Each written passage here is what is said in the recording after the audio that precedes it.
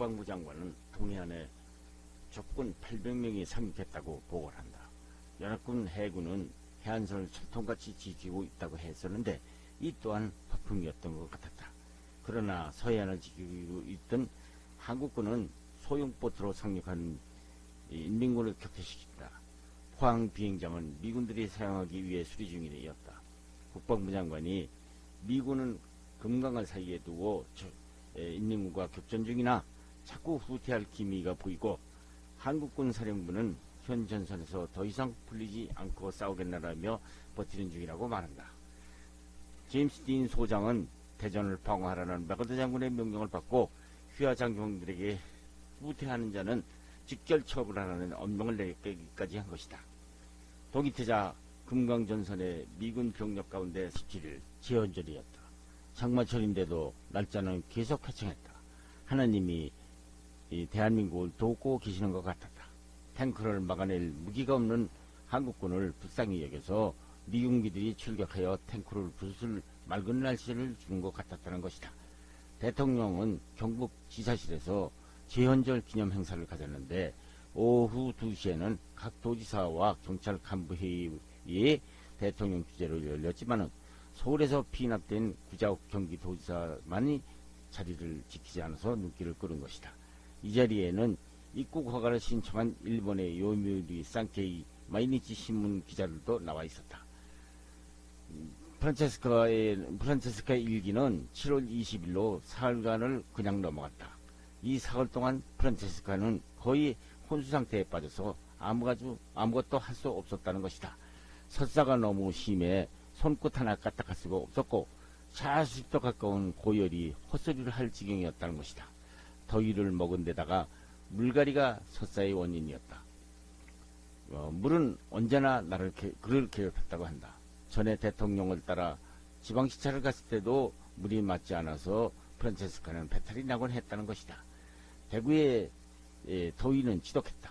대통령은 지사 관저서 틈바닥에 범프를 틀어서 몇 바가지 쏟아버리고는 새물을 받아서 시원스럽게 벌컥벌컥 들여 마신다. 지하수는 이가 시리도록 차가웠지만은 프란체스카는 배탈 걱정에 항상 끓인 물만 먹었다. 그런데도 탈이 난 것이다. 신경성 위험까지 도진 것이다. 솔직히 말해서 이런 이야기를 했다는 게 부끄럽다고 프란체스카는 말하고 있었다. 아무리 어려운 때라도 프란체스카는 옆에서 신경을 써주는 사람이 있어야 했고 세 끼 밥은 거르지 않았다. 집과 가족을 잃고 먹을 것이 없이 길거리에 나앉은 국민들은 얼마나 고생을 할까 이 생각을 하니 프란체스카는 그렇게 할 수밖에 없었던 것이다. 전투는 계속되어도 어두운 소식만 전해왔다. 고열의 멍멍한 속에서도 이승만 대통령의 기도는 매일 밤 프란체스카의 귀전을 울렸다. 하나님, 우리 국군 아이들을 적의 무자비한 포탄 속에서 보호해 주시고 죽음의 고통을 덜어 주시옵소서. 총이 없는 우리 국군 아이들은 오직 나라를 지키겠다는 신념만으로 싸고 있나이다. 당신의 아들들은 장하지만 희생이 너무 큰 겁니다. 하나님, 나는 지금 당신의 기적을 기다리고 있습니다. 100여 명이 뺑소니를 친 것을 알게 되었다. 열흘 동안의 전황을 바꾸어 놓겠다는 큰소리 치던 워크 장군의 얼굴이 떠올랐던 것이다.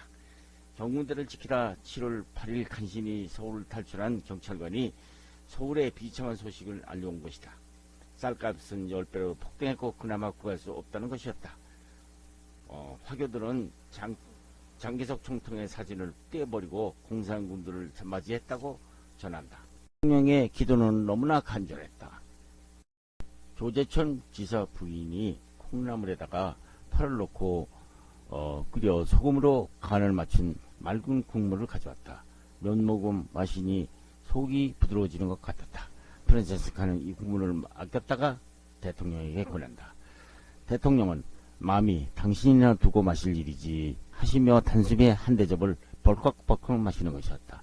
눈물이 솟구치는 것을 꾹 참았다. 프란체스카가 앓는 동안 작은 일들을 보충해야 했다. 장석윤 치안국장이 대통령을 조용히 뵙자고 찾아왔다. 장 국장은 프란체스카도 잘 아는 사람이다. 미국에서 독립운동을 할 때부터 대통령이 신임이 두터웠던 사람이다. 장 국장은 조병욱 내무장관이 자기를 별로 탐탁지 않게 여기는 눈치고 서로 뜻이 맞지 않아서 사표를 내겠다고 했나. 경찰 업무가 막중한 때에 몬테나 장이 그만두면 안 되는데 하며 대통령은 애석했다. 다음날 임명직 외무장관이 얼굴이 불그락해서 들어왔다. 미군 GI 군인이 장관집 부채로 훔쳐 타고 달아났다는 것이다. 임 장관이 미군 사령부에 이 사실을 항의를 했더니 그쪽에서는 우리가 당신 나라에 수많은 찌프를 주었는데 그까지 찌프 한 대 주었다고 그리 없어졌다고 뭐 그리 대단한 항의를 하느냐 하고 대답하더라는 것이었다. 대통령이 무초대사를 불러 이렇게 나무란다. 당신 나라 정부는 그런 일을 용납하는지 몰라도 한국 정부는 안 됩니다. 미군 병사들이 한국으로 들어왔다 해서 도둑질을 해도 아무 상관이 없다는 생각을 해서는 안 돼요. 우리 땅에는 한국군이건 미군이건 도둑질을 하면 벌을 받아야 합니다. 무초대사는 금지초문이라면서 당장 그 병사를 색출 처벌하겠다고 약속했다. 이상한 일이지만 아무리 모든 게 참담하고 헐벗고 금지렸어도 우리나라 사람들이 도둑질 한다는 사건 보고는 한 번도 없었다는 사실이다. 기차는 밤새도록 북쪽으로 올라가고 내려오고 있었다. 젊은이들을 가득 태우고 올라간 기차가 남쪽으로 내려올 때는 그만큼 많은 부상병들을 태우고 내려왔다. 사망과 죽음의 교차를 매일같이 목격하고 있었던 것이다. 전선으로 향하는 열차는 불빛이 새어나지 않도록 차단해서 마치 검은 공룡이 움직이는 것 같았고 오로지 전의에 불타는 젊은이들의 군가와 함성 소리만이 터져나왔던 것이다. 그러나 그 열차가 되돌아올 때는 부질환이 켰고 창문을 통해서는 붕대를 걷고 피로 얼룩진 우리 젊은이들이 고통에 몸부림치는 모습이 생생하게 보였다. 프란체스카 여사는 이것을 보고 하나님 어서 이 전쟁을 끝나게 하여 주시옵소서라고 기도를 올렸다고 한다.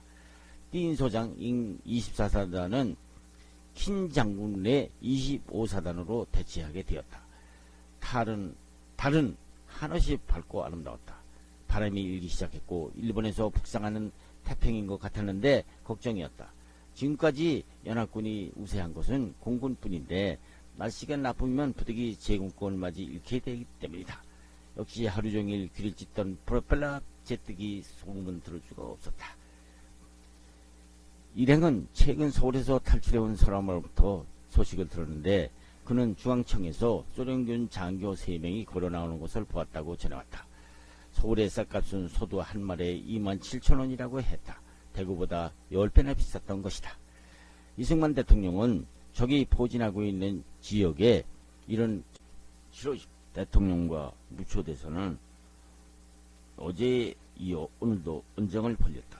대통령이 트루만 대통령에게 보내는 서한 중에서 우리 한국 국민은 공산군을 우리의 본래 국경인 압록강과 두만강 이북으로 완전히 몰아낼 때까지 싸울 것을 다짐하고 있다고 밝힌 부분을 무초대사에게 빼자고 해서 두 사람 사이에 목소리가 높아진 것이다.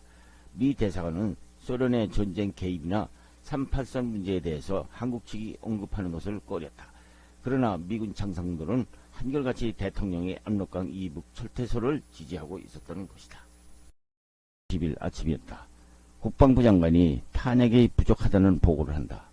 또 게릴라전의 명수 타이거 김종원이 미 군사 고문단이 술만 마시지 않는 하는 일이 없다면서 그들은 이론 교육에는 밝을지는 몰라도 우리 한국군 훈련병들에게 실전 훈련은 제대로 시키지 않고 있다고 불평을 털어놓았다.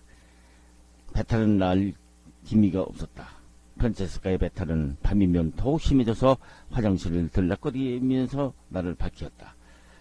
이승만 대통령까지 설사방에 걸려서 밤새도록 두 사람이 번갈아서 화장실 출입을 했다는 것이다.